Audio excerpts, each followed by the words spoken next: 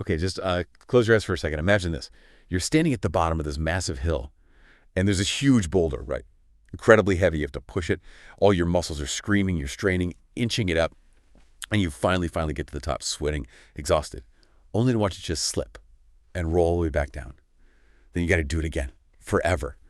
Sounds like, well, a nightmare, doesn't it? Just pointless, endless repetition. But for the philosopher Albert Camus, this old Greek myth wasn't just some horror story. It was a really powerful metaphor for, well, for human life. Welcome to the Deep Dive. Today we're digging into one of existentialism's most fascinating and maybe surprisingly hopeful works, Albert Camus' The Myth of Sisyphus. So our mission here is really unpack Camus' ideas, which were pretty revolutionary at the time. We want to figure out what he actually means by the absurd and how he gets to this famous line, "One must imagine Sisyphus happy." Because this isn't just dusty philosophy, right? It's about finding a way to look at your life, your struggles, your meaning, maybe differently. It really is fascinating. He takes this symbol of, absolute futility. Utter despair. Exactly. Yeah. And he doesn't just leave it there. He uses it to ask these profound questions about how we choose to live, even when things seem meaningless. It's a path from that seeming despair to a kind of defiant freedom. Okay, so let's ground ourselves in the original story first. For anyone who maybe skipped that day in classics class, what's the deal with Sisyphus? Why this specific awful punishment? Well, Sisyphus was a king, apparently very clever, maybe too clever for his own good. He was known for his cunning, his trickery. A bit of a con artist, then. You could say that. He famously tricked Thanatos, the god of death, and chained him up, which, caused a bit of chaos because nobody could die for a while. Right, that would complicate things. And even after he died, he managed to trick Persephone, queen of the underworld, into letting him go back to the land of the living. The gods, understandably, got pretty fed up with being outsmarted. So the boulder was payback. Big time. His eternal punishment. Pushed this enormous rock up a hill, only for it to roll back down every single time he got near the top. Over and over. It's designed to be soul-crushing, pure futility. And you feel that, don't you? That sense of, what's the point? If every effort is just instantly erased. We all feel that sometimes, I think, with our own metaphorical boulders. That's exactly where Camus picks it up. He sees Sisyphus not just as some mythological figure, but as, well, us. Our condition. Yes, the human condition. Our lives often do feel repetitive. We work, we strive, maybe achieve something fleeting, we struggle, we have routines, and then ultimately death comes along and seems to wipe the slate clean. Viewed from a distance, it can look pretty pointless. It can, and Camus is saying, yeah, that feeling, that sense of repetitive, maybe unrewarding effort, that's baked into the experience of being alive. That's the echo of Sisyphus. Okay, but like you said, he doesn't just leave us there in the misery. This is where he brings in his big idea. The absurd. Yeah. Which isn't just feeling sad or nihilistic, is it? It's more technical.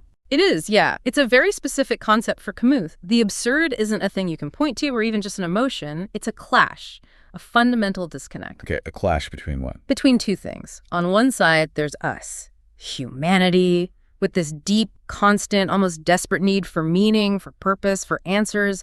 We look at the universe and ask, why? What's it all for? Is there a point? We crave clarity, a grand design. We want the universe to make sense. Exactly. And on the other side, there's the universe itself. And its reaction to our questions is, well, nothing. Silence. Complete indifference. It doesn't offer up any inherent meaning or ultimate answers. It just is. It just is. And that gap, that friction between our intense longing for meaning and the universe's vast, unconcerned silence, that is the absurd. So it's not saying life is meaningless, like a nihilist might. It's saying our search for meaning hits a wall. Precisely. That distinction is crucial. The absurd isn't nihilism. It's the recognition of this ongoing tension, this mismatch. And that actually leaves room for us to do something about it. It's an active state, not just a passive conclusion. Okay, so if that's the fundamental problem, the absurd, how do people usually deal with it? Because most religions or philosophies seem to offer, well, answers. Ways out of that uncomfortable silence. That's right. Traditionally, many systems try to resolve or maybe escape the absurd. They build bridges over that gap you mentioned by offering what Camus would call illusions, though maybe comforting narratives is a less loaded term. Things like belief in a higher power who does have a plan, or the promise of an afterlife where everything is finally explained, or even grand political ideologies that claim to reveal the ultimate purpose of history. They fill the silence. They fill the silence, exactly. They provide solace, structure, a sense of ultimate meaning. But Camus argues they do this by essentially denying the absurd, by pretending the clash doesn't exist. You have to sort of look away from the universe's indifference. You trade intellectual honesty for comfort, maybe? That's how he frames it, yes. Yeah. It requires a kind of leap of faith, turning away from the evidence of the clash itself. But Camus says, no, don't look away. Stare it right in the face. Accept the clash. Accept the silence. Which sounds incredibly hard. It is. It's the core of his challenge. He argues that once you truly acknowledge the absurd, there are really only three ways forward. Okay, what are they? First, there's suicide, physical suicide. And Camus rejects this immediately. Why? Because for him, it's just another form of escape. It doesn't solve the absurd. It simply eliminates one side of the equation, the human consciousness that experiences the clash. It's giving up on the only life you have to engage with the problem, an ultimate refusal. Okay, so no physical escape. What's number two? Number two is what he calls philosophical escape, or sometimes philosophical suicide. This is the leap of faith we just talked about. Turning to religion or ideology. Right. Embracing a system that offers ready-made meaning, thereby dodging the absurd clash. You find comfort, yes, but at the cost of intellectual integrity, according to Camus. You're choosing to believe something despite the evidence of the universe's silence, not because of it. You're essentially killing off the critical part of your mind that recognizes the absurd. So he rejects physical suicide and this philosophical suicide. Neither is a real confrontation. What's left? If you can't escape it and you can't explain it away? What's left is the third path, his chosen path. Acceptance. Just accept it. That sounds a bit passive. But it's not passive resignation at all. It's the opposite. It's an active, defiant acceptance. It means embracing life fully with all its uncertainty, its struggles, its lack of preordained meaning.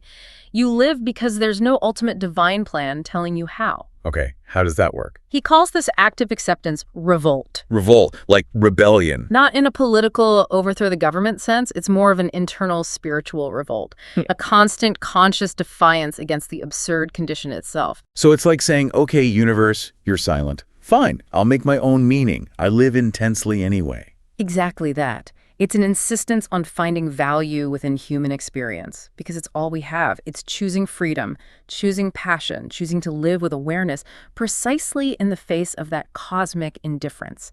It's creating value moment by moment, rather than waiting for it to be handed down. It's a continuous yes to life, despite everything. That really shifts the focus, doesn't it? Meaning isn't out there somewhere, it's in here, something we create through living. Absolutely. It puts the power and the responsibility squarely back on the individual. Which, finally, brings us back to Sisyphus pushing his rock. How does this idea of revolt and acceptance make sense of him? How on earth can Camus say one must imagine Sisyphus happy? It still sounds like torture. This is the most striking part, the real heart of the essay. That line stops you in your tracks, right? Yeah, totally. Happy. Camus argues that Sisyphus achieves a kind of freedom, even happiness, the moment he accepts his fate without recourse. The gods meant the task as a punishment, to crush his spirit with its futility. And it seems like it should work. But by consciously embracing the struggle, by choosing to pick up that boulder each time he walks back down the hill, Sisyphus transcends the punishment. He makes it his own. How does that work? Is it just mind over matter? It's about consciousness. Think about that moment Sisyphus walks back down the hill. The boulder is at the bottom. He knows exactly what's coming. He's not under any illusions. Right, he's aware. That awareness, Camus says, is his moment of superiority. He knows the absurdity of his task. He knows it's ultimately pointless in the grand scheme. But he chooses to descend. He chooses to face it again. His freedom, his peculiar joy, isn't in hoping the boulder will stay up this time. It won't. So where does the joy come from? It comes from his will. From the conscious act of living through that moment, from the effort itself. He asserts his humanity, his consciousness against the meaninglessness imposed upon him. The struggle itself becomes his purpose, defined by him, not the gods. He finds dignity in the pushing, not in reaching the summit. He owns the struggle. Yeah. Wow. Okay. That's profound. Taking ownership of the effort, not just the outcome.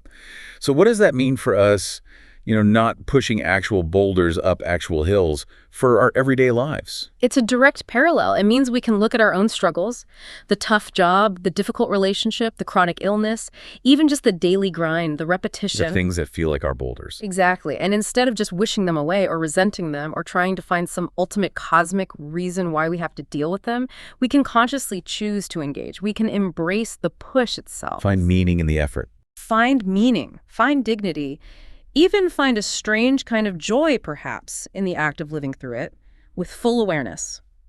Happiness, in this Camusian sense, isn't about achieving some perfect, struggle-free state. It's about the conscious choice to live fully, passionately, even within the limits and challenges we face. It's about the journey, the committed effort. That's a radically different way to think about happiness, not as the absence of struggle, but as the conscious embracing of struggle. It shifts everything inward. Freedom isn't escaping the condition. Freedom is how you choose to inhabit the condition. So wrapping this up, this deep dive into the myth of Sisyphus, it's really not a downer philosophy at all, is it? Despite the grim starting point. Not at all. It's incredibly demanding, but ultimately it's a philosophy of courage, of defiance, of finding strength in the face of, well, everything. It's about looking life square in the eye, absurd, uncertain, maybe indifferent, and saying yes anyway. Choosing to live it with passion on your own terms. Freedom isn't about getting rid of the boulder. It's about how you choose to push it. That sums it up beautifully. So maybe a final thought for everyone listening.